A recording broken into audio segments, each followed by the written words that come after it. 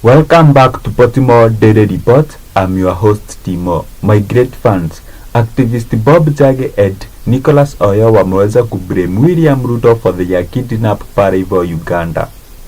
In an interview at Citizen TV, activist Bob Jage ameweza kureveal siri za William Ruto na Museveni. Moja ikiwa wakati wa 2024 Gen Z protest, William Ruto aliweza kukomboa mercenaries all the way from Uganda akapewa na Museveni, na hao mercenaries wakakuja wakavaa Kenyan police uniform, ikabidi wameweza kukabiliana na maprotesta kama mnavyoona kwa screen. One shocking revelation is that when we got there in the first week, there are some soldiers who came to reveal to me that they participated in the Gen Z protest in Kenya, that they were actually moved from Uganda as military, dressed in Kenyan police uniform, to come and quell the riots in Kenya. So these are army officers who are, and that's why we are saying that this collaboration is a collaboration between states.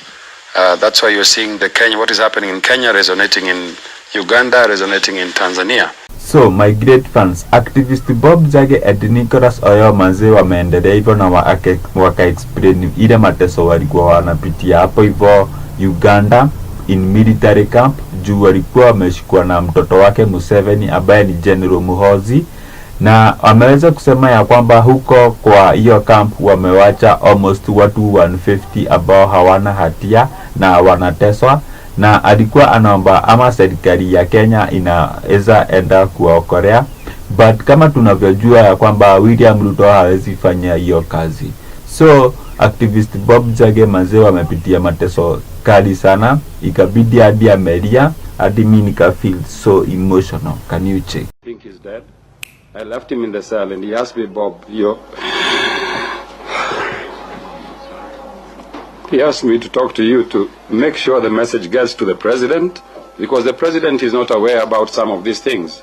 It is the son, Muhoozi, who is undertaking these crimes against humanity. They have been undertaken at the Special Forces Command Center in Serakasenyi. That is a training ground for the presidential security team. And they call themselves next to none because they are next to none. They don't take command from any other, either the judiciary, whether it's parliament, whether it's the executive. So this is an armed militia that is operating under the General Muhoozi. And there are so many Ugandans. I left there over 150 of them in custody. People who are serving, who have been kept without going through any court process.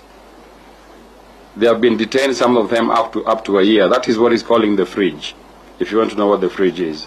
So there are some people who are actually in the freezer, not in the fridge. And as a human rights issue, these people have no cases. Most of them, they have been kept there for political reasons. And we have to come in now as human rights defenders and also say that we should not associate ourselves with such oppressive regimes, starting with Tanzania. And we are hoping on the December 9th, they have declared it an Independence Day. Also in Kenya, we are declaring December 9th will be a total shutdown. We are going to stand in solidarity with our brothers in Tanzania, and we are going to shut our borders in Kenya in solidarity with Tanzania. The Tanzanian embassy, we are actually calling for it to be closed down immediately until further notice. And we are asking our legislators in parliament to push this motion, just like the South Africans did when there was an issue between Palestine and Israel. Okay, they closed the embassy of Israel. Why? Because they were collaborating with our Palestinians to massacre people in Palestine. The same thing is happening in Tanzania. What are we doing as Kenyans? What are we doing as Kenyans for our brothers? So let us wake up, let us rise up, and we realize that the three governments are collaborating between Museveni, our President Ruto, and Samia Suluhu. So my great fans, huyo alikuwa activist Bob Jage and Nicholas Oyo. Walikuwa wanareveal vile walikuwa wanapitia mateso pale hivyo Uganda, those 39 days of torture. Juu manze walikuwa wameshikwa pale hivyo Uganda. Tulikuwa tunadhani wameshasurubishwa, but God alikuwa pamoja na wao, wamerudi wakiwa uhai. So my great fans, pale hivyo Uganda inakaa like hell. Hiyo dictator Museveni akiwa kwa hiyo kiti, wa Uganda hawawezi ongea. Uganda inakaa like hell.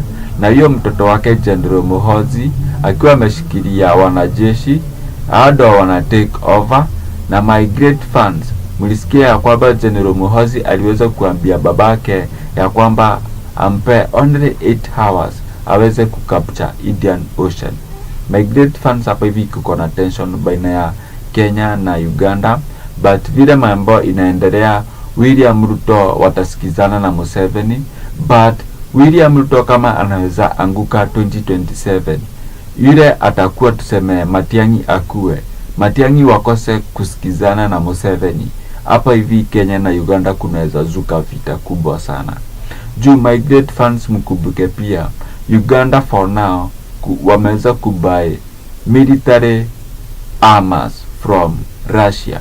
Kuna mavifaru vimekuja, boat zimekuja na marori zimekuja za kiwanajeshi. So ni kama Uganda wanajipanga kivita, ambayo hiyo vita hatujui ni gani. So inaonekana ya kwamba 2027 William Ruto kama anaweza kosa kushinda, tuseme Matiang'i ameshinda, panaweza zuka vita juu Museveni anaweza chukua Indian Ocean, na yeye tuseme yeye president atakuwa huko, atakuwa akikataa. So my great fans, bado tuendelee kuombea taifa letu, tuipenda na Mungu aweze kutulinda. So my great fans, hiyo ilikuwa just my opinion. So comment here down your opinion, like this video, share this video, and I love you all. Till we meet next time again. Thank you.